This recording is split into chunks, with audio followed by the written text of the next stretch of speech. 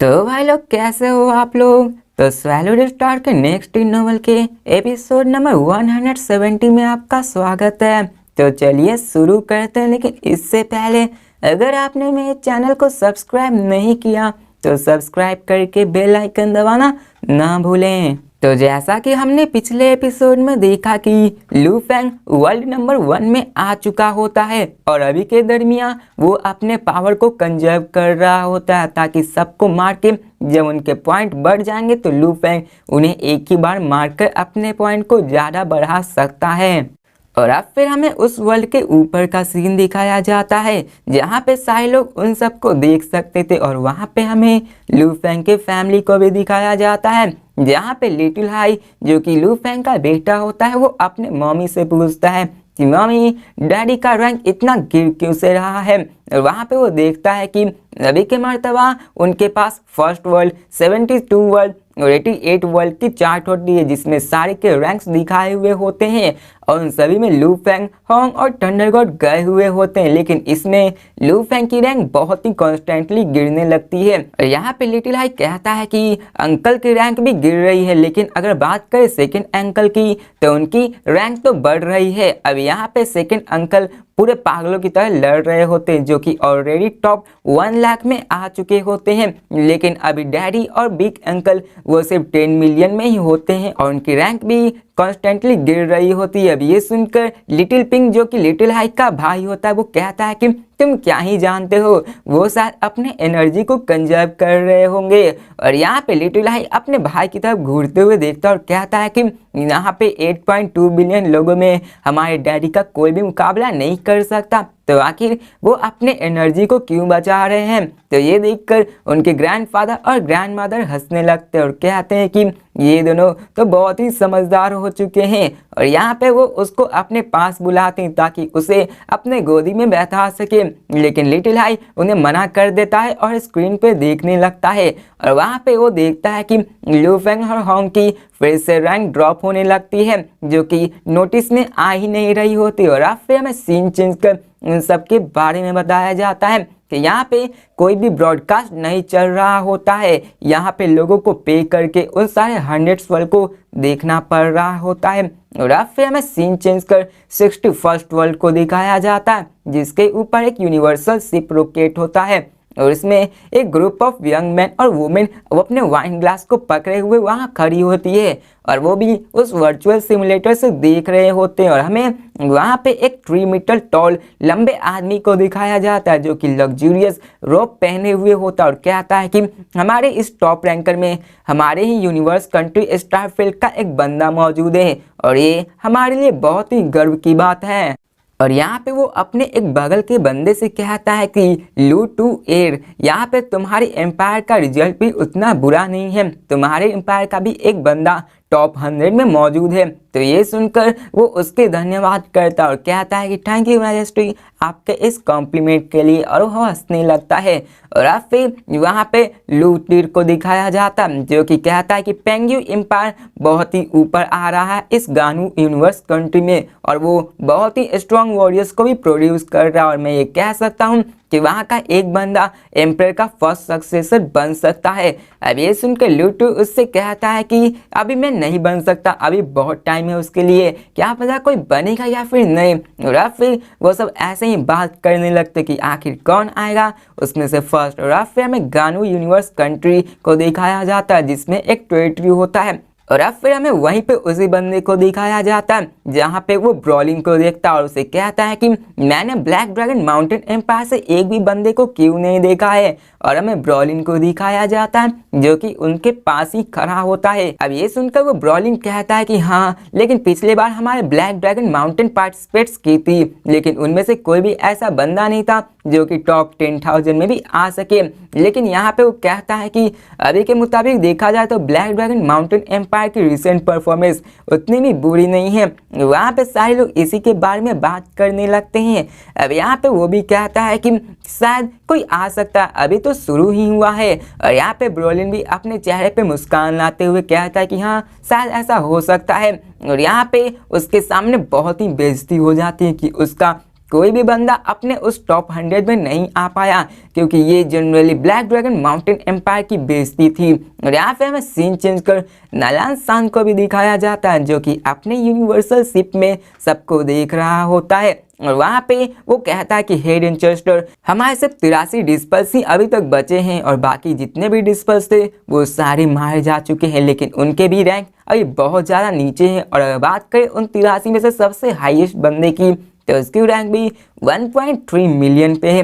और ये देखकर नानसन बहुत ज़्यादा गुस्सा हो जाता है और अभी के मुताबिक वो बहुत ही पागल हुए होता है और कहता है कि ये शायद सिर्फ बकवास है, ये यूजलेस है, ये कोई भी काम अच्छे से नहीं करते हैं। लेकिन नालानसन अभी भी उम्मीद लिए हुए था कि क्या पता कोई तो ऐसा उसका डिस्पल होगा जो कि टॉप 10,000 में भी आ सके।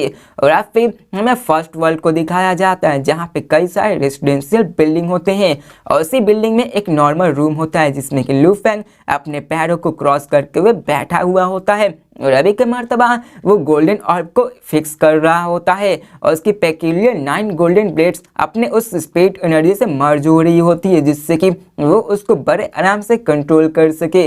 और यहाँ पे वो उसके चारों तरफ रिवॉल्व कर रही होती है और वहाँ पे टोटल 8 नंबर होते हैं और यहाँ पे उसकी स्पीड भी बहुत ज़्यादा होती है। और फिर लूफे उन सारे 8 को एक ही बार में गैदर कर लेता है और उन सबको एक ही वेपन बना लेता है। और अब फिर लू फेंग उन सबको एक साथ कंट्रोल कर रहा होता है, लेकिन इसी बीच लू फेंग इन सबको यूज करने पे एग्जॉस्ट हो जाता है, क्योंकि जो अमाउंट ऑफ एनर्जी नानसन आर्मेंट्स यूज कर रही होती है वो बहुत ही ज़्यादा होती है सोरिंग शटल के मुकाबले। इसलिए लू फेंग बहुत जल्दी ही अपनी स्पीड एनर्जी को गंवा दे रहा था और इसमें बहुत ज़्यादा स्पीड एनर्जी की भी ज़रूरत होती है। और अब फिर लू फेंग वहीं पे अपने पैरों को क्रॉस करके 1 घंटा तक बैठता है और फिर से अपने स्पिरिट एनर्जी को रिकवर करने लगता है, क्योंकि अगर मजबूत बंदा यहाँ पे आ गया तो उसे वो एलिमिनेट कर सकता है। और अब भी हमें दिखाया जाता है कि अभी के मर्तबा वहाँ 10 दिन बीत चुके होते हैं और यहाँ पे फर्स्ट दुनिया की एलिमिनेशन बहुत ही स्टार्ट हो चुकी होती है और वहाँ पे कई सारे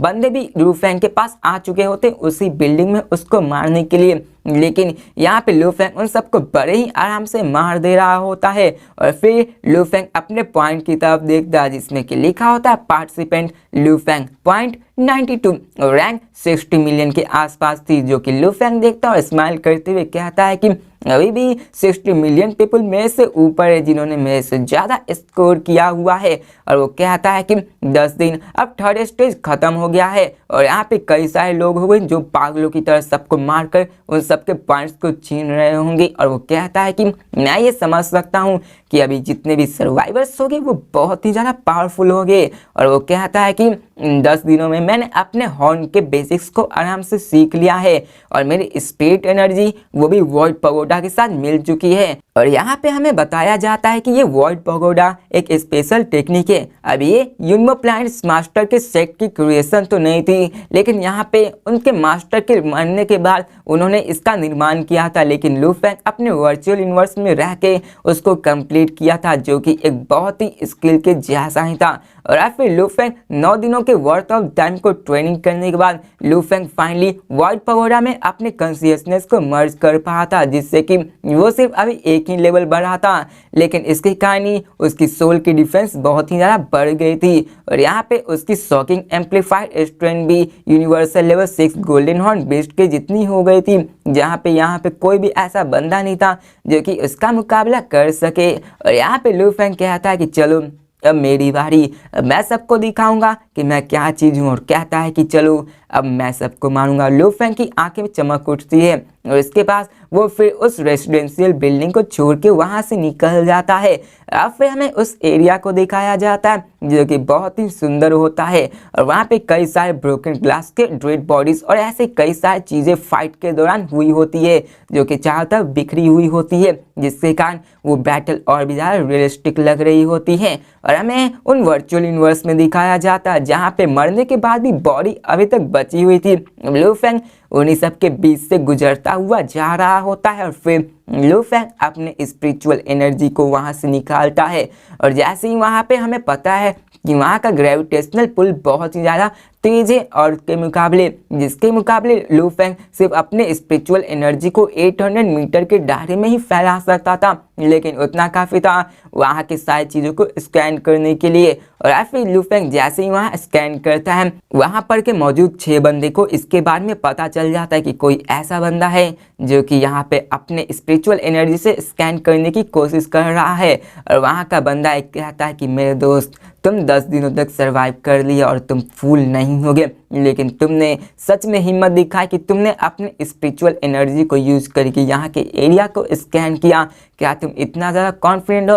और फिर यहाँ पे हमें उन 6 ह्यूमन स्लिट हाउस को दिखाया जाता है जिनमें कि एक यूथ होता है जिसके हाथ में ब्लड रेड आर्क नाइफ होता है। और अब फिर वो लोग स्माइल करते और वो 6 लोग लू फैंग के पीछे निकल पड़ते हैं। और यहाँ पे उन सबको सरवाइव करना था, इसलिए उन सबको और भी ज़्यादा पॉइंट लेना था ताकि वो टॉप 1000 में आ सके। यहाँ पे वो बंदा सबको चलने के लिए कहता है और यहाँ पे सब लोग लू फैंग की तरफ निकल जाते हैं। और अभी की मर्तबा सबके पास ब्लैक जेनेटिक आर्मर पहनी हुई होती है, तभी वो लू फैंग की तरफ जाते हैं और अपने फॉर्मलेस स्पिरिट अटैक से लू फैंग के कॉन्शियसनेस पे अटैक करते हैं। यहाँ पे उन सब ने इतने दिनों तक सरवाइव कर लिया था जिसके कारण उन्हें एक जीनियस बोलने से कम नहीं किया जा सकता है। और अगर यहाँ पे बात करें किसी गैलेक्सी की तो वो 6 बंदे इसी गैलेक्सी के जीनियस भी हो सकते हैं, लेकिन यहाँ पे अभी उनका पल्ला पड़ा है लू फैंग से। अब लू फैंग की वहाँ पे उसकी कॉन्शियसनेस पे अटैक होता है, लेकिन लू फैंग बड़ी ही आराम से अपने वॉइड पगोडा के आराम से उसके इजिली ब्लॉक कर लेता है।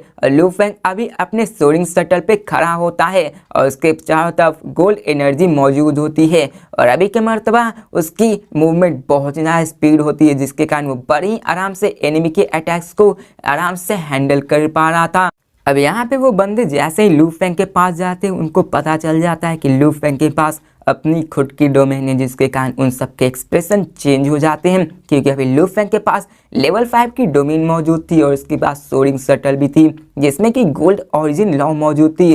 और लू फैंग बड़ी ही आराम से उसके सोरिंग शटल को कंट्रोल कर सकता था जिसकी स्पीड और अटैक अनबिलीवेबल प्रोपोर्शन पे जा चुकी थी। और अब फिर यहाँ पे अगर बात करें उन सब के स्पिरिचुअल अटैक की तो उन सब के अटैक का सामना करना बहुत ही आसान था। और लू फैंग फिर अपने ठाउट को मूव करता और कहता है कि मरो, और हमें उसके सोरिंग शटर को दिखाया जाता है जो कि गोल्डन फिश में बन जाता है और इसके चारों तरफ गोल्डन एनर्जी और ओरिजिन लॉ मौजूद होती है। और हमें उस फिश सेल आर्क को दिखाया जाता है जो कि उन 6 की तरफ बढ़ता है और एक ही स्लैश में उन सब पे अटैक कर देता है और वहाँ पे सबको मार देता है। लेकिन लू फैंग देखता है कि एक सर्वाइव कर दिया है। और यहाँ पे हमें उन 5 बंदों को दिखाया जाता है जिनमें से एक छोड़ के 5 मारे जा चुके होते और ये वही बंदा होता है जिसके हाथों में ब्लड रेड आर्क नाइफ मौजूद था और वो लू फैंग की तरफ घूर के देख रहा होता है। और अब फिर तभी वो उससे दूर चला जाता है और फिर हमें लू फैंग को दिखाया जाता है जिसको रिस्ट स्क्रीन में कुछ आता है, वहाँ पे लिखा होता है participant Lu Fang from black dragon mountain points 8162 rank 1,22,912। और लू फैंग उन्हीं 5 को मारने के बाद मिलियन से लाख्स में आ चुका था जो कि बहुत बड़ी बात थी और लू फैंग इसी के तो इंतजार में था। अब यहाँ पे लू फैंग को देखता कि उनके 5 बंदे के उसके बॉडी वहीं पे गिरी हुई होती है और यहाँ पे वो बंदा लू फैंग के स्ट्रेंथ को देखकर डर रहा था। यहाँ पे वो उसके लू फैंग की तरफ देखता और कहता है कि ये तो बहुत ही ज़्यादा स्ट्रॉन्ग है, इसके पास ओरिजिन लॉ भी है और इसने तो कॉन्सेप्ट ऑफ यूनिवर्सल लॉ को भी टच कर लिया है, आखिर मैं कर क्या सकता हूँ। और घबराने लगता और कहता है कि मेरे पास अभी उतना पॉइंट्स नहीं है कि मैं टॉप 1001 में आ सकूँ। और यहाँ पे वो कहता कि अगर मैं यहाँ मारा गया तो ये सारा खेल खत्म हो जाएगा, मैं फिर ऊपर उस मुकाम तक नहीं पहुंच पाऊंगा। और वो कहता है कि वो एक स्पीड ट्रेडर भी है और उसके पास फ्लाइंग टाइप स्पीड वेपन भी है, वो उसकी स्पीड मुझसे कई गुना ज़्यादा है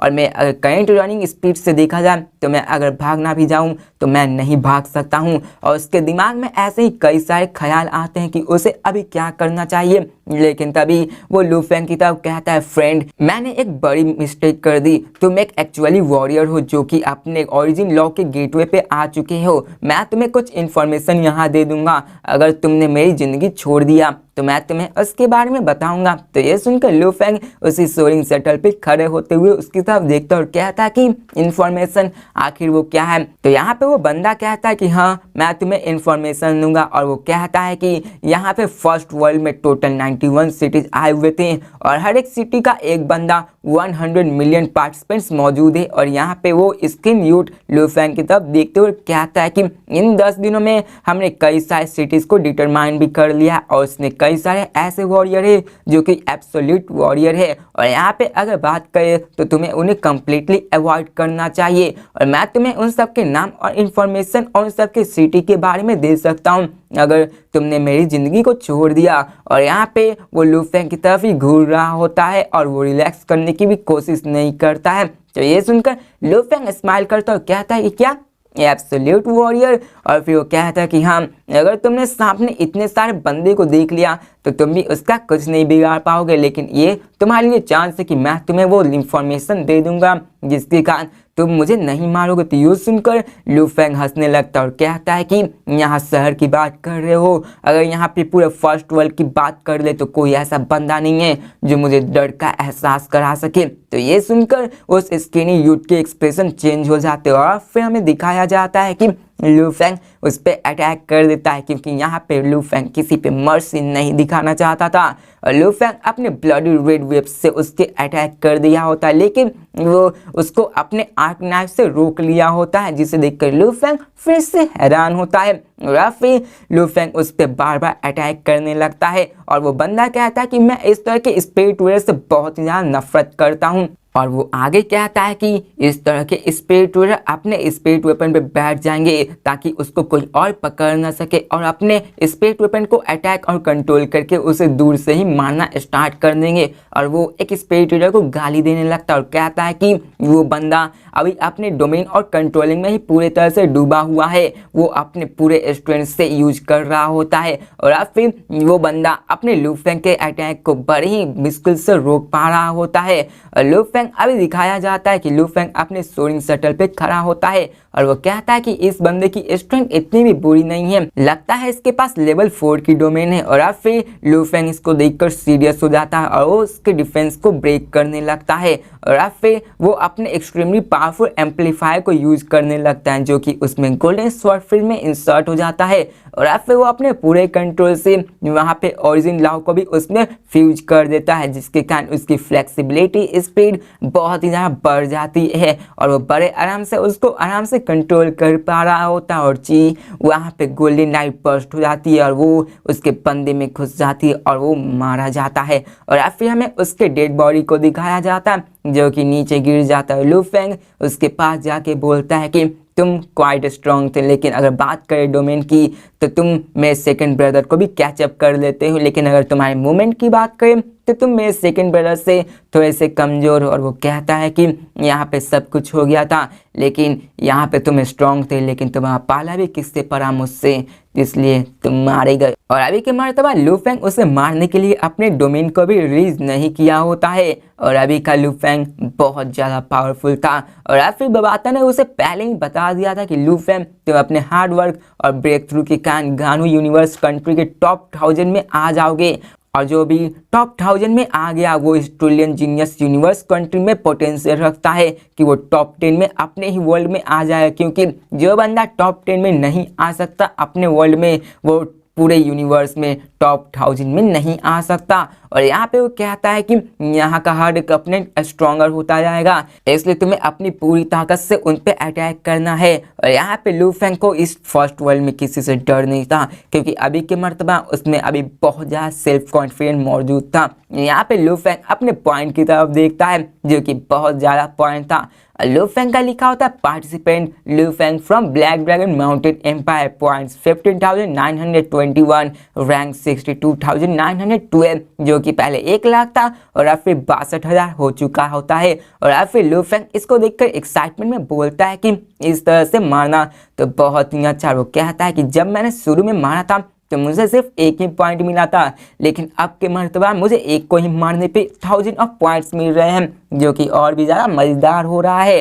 और यहाँ पे वो कहता है कि इस गानवी यूनिवर्स कंट्री में ट्रिलियन स्ट्रॉन्ग जीनियसेस मौजूद हैं, तो चलो उन सबको जाके मारते और वो कहता है कि चलो मुझे आशा है कि कोई ना कोई ऐसा बंदा जरूर होगा जो मुझे अपने डोमेन को यूज करने के लिए भी फोर्स कर देगा।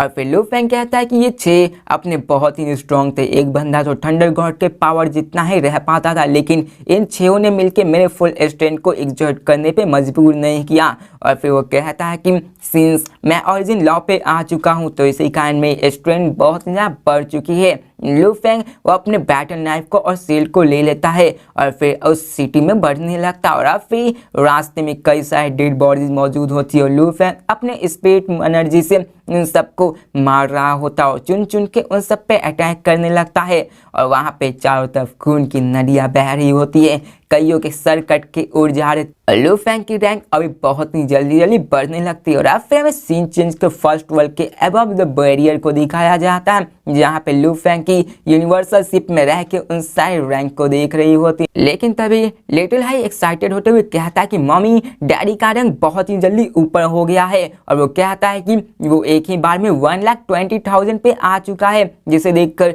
जीजिन गोंग सिनलान वो सारे देखकर इसे शॉक हो जाते और कहते हैं कि क्या ये तो एक ही बार में इतना बढ़ गया। और यहाँ पे लिटिल पिंग भी कहता है कि देखा मैंने तो यही कहा था कि अंकल और डैडी अपने एनर्जी को कंजर्व कर रहे हैं। और यहाँ पे बिग अंकल भी अपने पावर को स्टार्ट करना शो कर दिए हैं, क्योंकि कल ही उन्होंने अपने पावर को शो किया था और अभी के मर्तबा वो टॉप 10,000 में भी आ चुके हैं। और यहाँ पे वो कहते हैं कि डैडी हमें कभी डिसअपॉइंट नहीं कर सकते हैं।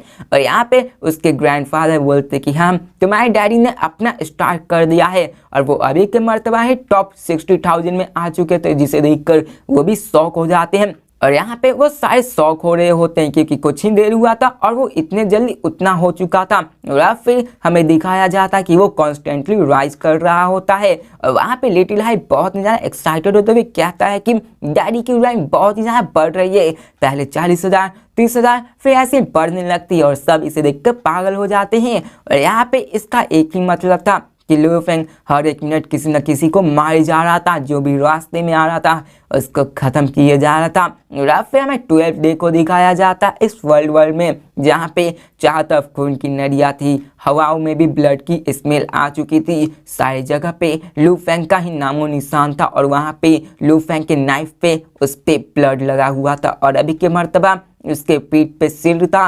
और वहाँ पे हमें एम्प्टी स्ट्रीट को दिखाया जाता है, जहाँ पे एक बंदा लू फेंग को देखता है और कहता है कि ये तो मैडमैन है, ये मैडमैन है। और वो कहता है कि इसने इस 2 दिन में कई सारे 100 वॉरियर्स को मारा है और वो कहता है कि ये वही है। और यहाँ पे वो कहता है कि ये जिसको भी देखता है उसको मार देता है, वो आता है और मारते जाता है, ये बहुत ज़्यादा स्ट्रॉन्ग है। और वहाँ पे हमें 2 बंदे को दिखाया जाता है जो कि स्काई क्रैपर्स में छिपे हुए होते हैं और वो दोनों पार्टनर लू फेंग को विंडो ग्लास से देख रहे होते हैं। और यहाँ पे उनकी हिम्मत नहीं होती कि वो जाकर लू फेंग को देख और उससे लड़े। और फिर हमें सीन चेंज कर बाकी सारे 100 मिलियन पार्टिसिपेंट को दिखाया जाता है, जहाँ पे लू फेंग ने इन 2 दिनों में कई सारे जीनियस को मारा होता है और इसी कारण लू फेंग ने ब्लड बाथ भी कर लिया होता है। और अब फिर यहाँ हमें पता चलता है कि यहाँ पे जितने भी ट्रू जीनियसेस थे वो एक गैलेक्सी में तो ट्रू जीनियस हो सकते थे, लेकिन अभी उनका मुकाबला लू फेंग का होता है, क्योंकि लू फेंग तो ऑलरेडी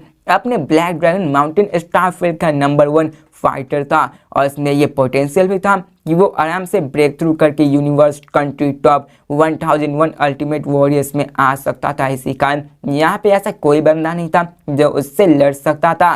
और अब फिर लू फेंग वहाँ पे खड़ा होता है और अभी के मर्तबा वो फिर से अपने एनर्जी को यूज करता वहाँ पे स्कैन करने के लिए। अब यहाँ पे लू फेंग अपने एनर्जी से 2 काम कर लेता था, एक तो ये कि वो स्कैन करके उन सारे बंदों का पता लगा लेता था, वहीं पे उसके स्कैन करने के दौरान कई सारे बंदों को भी इसके बारे में पता चल जाता है और इसी कारण वो भी उन सबको मारने के लिए बाहर निकल जाते हैं। लू फेंग भी वहाँ पे स्कैन करता है, जिससे वहाँ पे उस बंदे का एहसास हो जाता है जो लू फेंग को छुप के देख रहे हो। तो लू फेंग कहता है कि तुम बाहर आओ। अब ये सुनकर वो बंदा कहता कि नहीं मैडमैन, हम तुम्हारे से फाइट नहीं करना चाहते, इसलिए तुम हमें बिना परेशान मत करो। अब यहाँ पे एक और वॉइस आता है कि मैडमैन तुम अपने इतने पॉइंट को ले लिए हो कि तुम टॉप 1001 में आ सकते हो, इसलिए तुम्हें हमें इतना बुली करने की जरूरत नहीं है। अब यहाँ पे लू फेंग उन सबको देख कर कहता है कि तुम सब अच्छा होगा कि तुम सब खुद से बाहर आ जाओ, वरना मैं आ गया तो समझ सकते हो। और ये सुनकर वो तीनों बंदे वहां से बाहर निकल जाते हो। अभी के मर्तबा वो हवा में फ्लोट कर रहे होते हैं और वहाँ पे हमें उस ब्लैक हेयर यूथ को दिखाया जाता है जिसके हाथ में नाइफ और सेल होती है अपने पीठ पे और उसके अंदर डर और गुस्सा दोनों होता है। लेकिन वो अभी लू फेंग के सामने कुछ नहीं कर सकता था और इस सिटी में थोड़े दिन में ही लू फेंग का मैडमैन का नाम इतना ज़्यादा फेमस हो गया था कि हर कोई उसके नाम से ही डरने वाला था। और यहाँ पे वो कहता है कि एब्सोल्यूट वॉरियर, ये मैडमैन बहुत ही ज़्यादा एब्सोल्यूट वॉरियर है। यहाँ पे हंड्रेड्स लोग इसके हाथों से मारे गए लेकिन कोई भी इसका मुकाबला नहीं कर पाया क्योंकि ये आया और एक ही बार में सबको मार दिया। इसका डिफरेंस बहुत ही ज़्यादा अलग लेवल का है। और वो कहता है बंदा कि मैडमैन, हम लोग यहाँ से imperial family of Ganu universe country से आए हुए हैं तो तुम्हें हमें नहीं मारना चाहिए। अब ये सुनकर लू फेंग को भी गुस्सा आ जाता है, वो उसको मारने के लिए आगे बढ़ जाता। अब ये देखकर इन तीनों पीपल के एक्सप्रेशन चेंज हो जाता और वो कहता है कि ये मैडमैन, इसे पता है कि हम लोग गानू यूनिवर्स कंट्री के इंपीरियल फैमिली से आ रहे हैं लेकिन फिर भी ये हमें रिस्पेक्ट नहीं दिखा रहा और हमें मारना चाहता है। और अब फिर यहाँ पे हमें दिखाया जाता है कि यहाँ पे ट्रिलियंस ऑफ पार्टिसिपेंट्स आए हुए होते हैं जो कि डिफरेंट स्टारफेट्स ऑर्गेनाइजेशन, यहाँ तक कि इंडिपेंडेंट ऑर्गेनाइजेशन की तरफ से भी आए हुए होते हैं। और यहाँ पे imperial family of Ganu universe country ने भी टोटल 100 मिलियन लोगों को भेजा होता है ताकि वो यहाँ पे पार्टिसिपेट करके अपने फैमिली का नाम ऊपर कर सके। लेकिन यहाँ पे एक भी इंस्ट्रक्शन लिखा हुआ था कि यहाँ पे टॉप 100 मिलियन में उन सबको एक दूसरे में लड़ सकते, लेकिन तब तक ही वो टॉप 1 लाख में नहीं आ सकते हैं। अब लू फेंग को दिखाया जाता जो कि अपने गोल्डन स्वॉर्ड फिश से उन सब पे अटैक कर देता और वहाँ का लंबा और बिल्ट मैन था उन दोनों को मार देता। और यहाँ पे वो ब्लैक क्राउड लेडी वहाँ से भागने लगती और कहता कि डेविल, मैं तुम्हें जरूर मार दूंगी, लेकिन लू फेंग भी उसे मार देता है। और यहाँ पे वो किसी पे भी मर्सी नहीं दिखा रहा होता है। और अभी के मर्तबा सोरिंग शटल की जो स्पीड होती है, लू फेंग बड़े ही आराम से उन सबको मार देती है। और यहाँ पे थर्ड बंदा वहाँ से भागने लगता था लेकिन लू फेंग के सामने उसका कोई मैच नहीं था। लू फेंग उसको बड़े ही आसानी से मार देता है। और फिर हमें लू फेंग के रैंक को दिखाया जाता है जो कि अभी उसका पॉइंट 8,63,829 हो जाता है और रैंक 1012 होता है। और अब फिर लू फेंग कहता है कि मैं जैसे जैसे ऊपर जा रहा हूँ मेरी रैंक भी उतनी धीरे धीरे ऊपर जा रही है, लेकिन अभी के मर्तबा ये बहुत ही फास्ट है और मैं अभी टॉप 1000 में आ ही चुका हूँ। और अब फिर हमें उन सीन चेंज करके ब्यूटीफुल यूनिवर्स को दिखाया जाता है जहाँ की वहाँ के प्रिंसेस और प्रिंस वहाँ पे गानू एम्पायर के स्टारफील्ड के आके वहाँ पे एक दूसरे से बात कर रहे होते हैं। लेकिन तभी वहाँ का एक बंदा चिल्लाते हुए कहता है कि ब्रॉलिन, यहाँ पे देखो तुम्हारे गानू यूनिवर्स कंट्री का एक ब्लैक ड्रैगन माउंटेन एम्पायर का बंदा टॉप 1000 में ऑलरेडी आ चुका है। तो वह लोग इसी के साथ ये वीडियो भी खत्म होती है। तो मिलते हैं नेक्स्ट वीडियो में और देखते हैं कि आखिर वो बंदा कौन है जो कि टॉप 1000 में आ चुका है। क्या वो लू फेंग है, क्या वो थंडर गॉड है, क्या वो होंगे या फिर कोई और बंदा है जो कि ब्लैक ड्रैगन माउंटेन एम्पायर में मौजूद है और वो लू फेंग से भी ज़्यादा जीनियस है। तो देखते हैं इन सारे सवालों के जवाब। तो मिलते हैं नेक्स्ट वीडियो में, तब तक के लिए बाय।